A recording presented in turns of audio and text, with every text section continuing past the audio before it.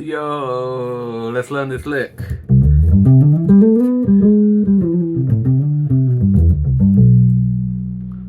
It's a long one, but we can divide this into sort of 3 or 4 micro licks. We're using some really cool stuff. We're using the C major scale, and we're borrowing a little flat 6 there as well.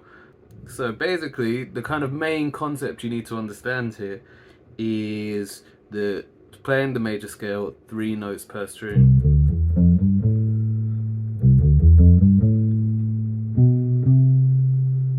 Right?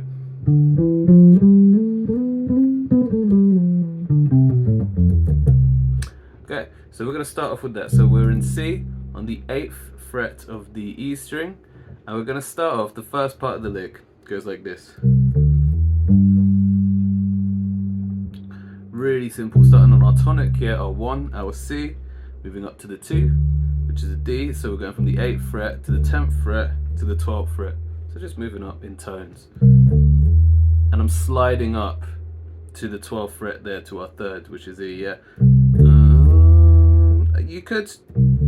I could use my pinky, but it's just a bit more lyrical to slide up. And also I'm already in position for my next note. Especially given I'm going to kind of extend up the neck, I am positioning myself well. Now again, that is possible from my pinky, but the slide just works. I prefer it. So we're going to go up there and then hit our 5, 10th fret on the A string, which is a G.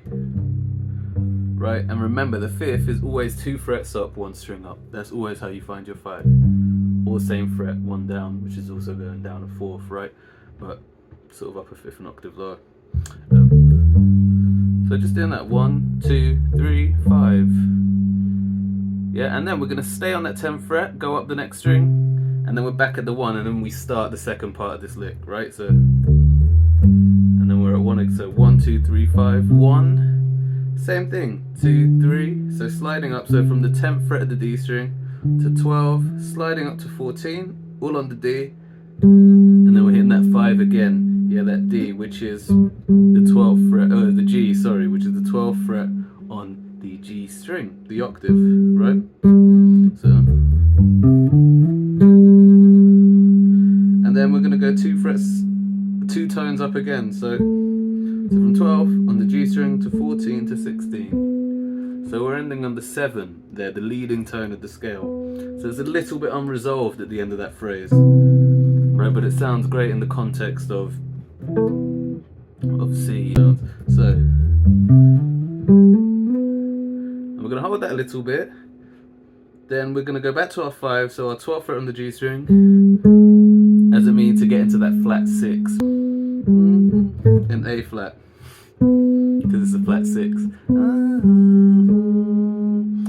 And I'm going to hold that. I'm going to consider that to be the 3rd part. So this is part 1, or part 1, part 2, and then part 3.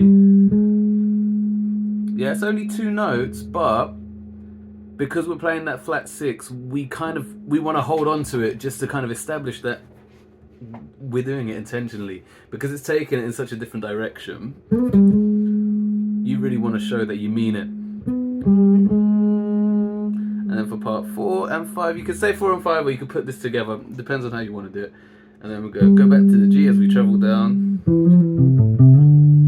Yeah, so 12th fret, and then 10th fret, all on the G string, 9th fret. 9th fret, and then 10th fret on the D, 12th on the A, and then slide up there into the 12th on the D string.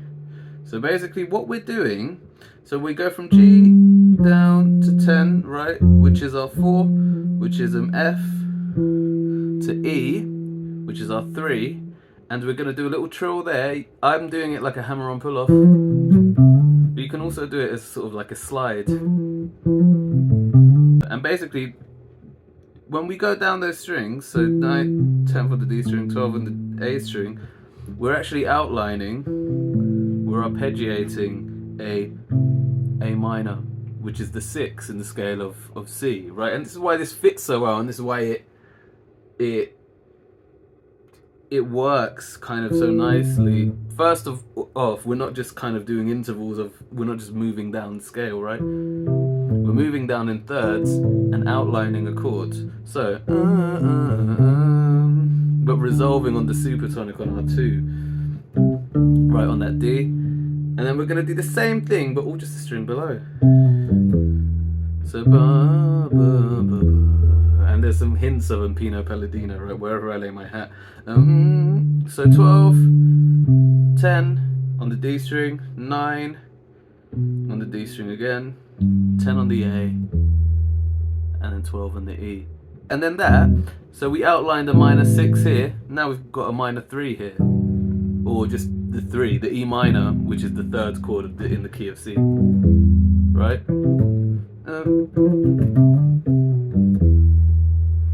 And then we're going to kind of walk down, so to D, 10th fret, to our tonic, C, but we're not resolving here, we're going to do the 5 again.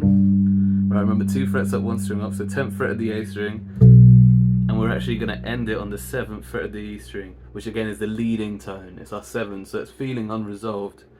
So that kind of last part, which again you can fit into 3 sections, 3 separate licks even. I don't know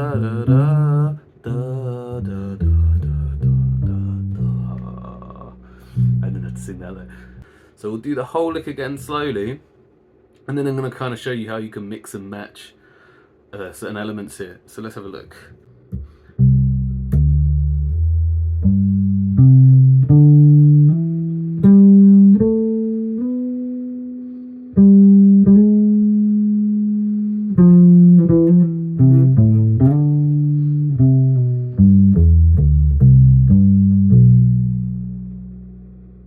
Right? And so, you know, if you're playing in context, what's cool about this lick is you can kind of do it all in once, right?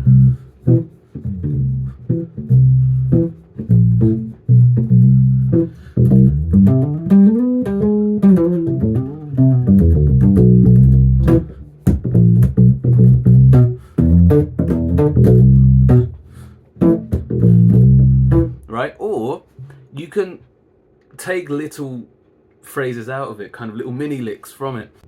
I'll kind of mix and match kind of different phrases within this.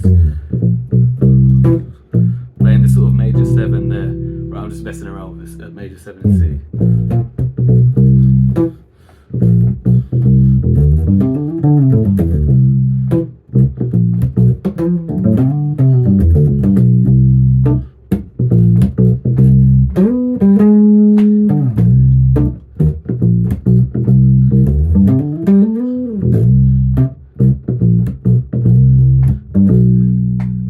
That was the last 2 notes of the lick, right?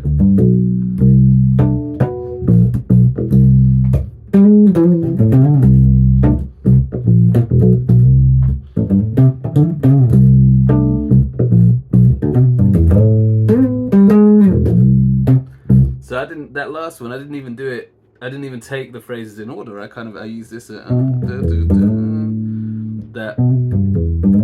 the E minor, kind of the little E minor sort of bit, and then went to the third lick, from the 7 to the 5, back to that flat 6. And a kind of tip, whenever you're landing on a flat 6, or if you ever want to use a flat 6, just remember, you are 1 away from the 5, yeah? You're a semitone away, move down a semitone, and then you've always, once you're in that 5, yeah, you know you're a flat 6, then you know you're in the 5, you can always find the 1. That was a little minor scale there.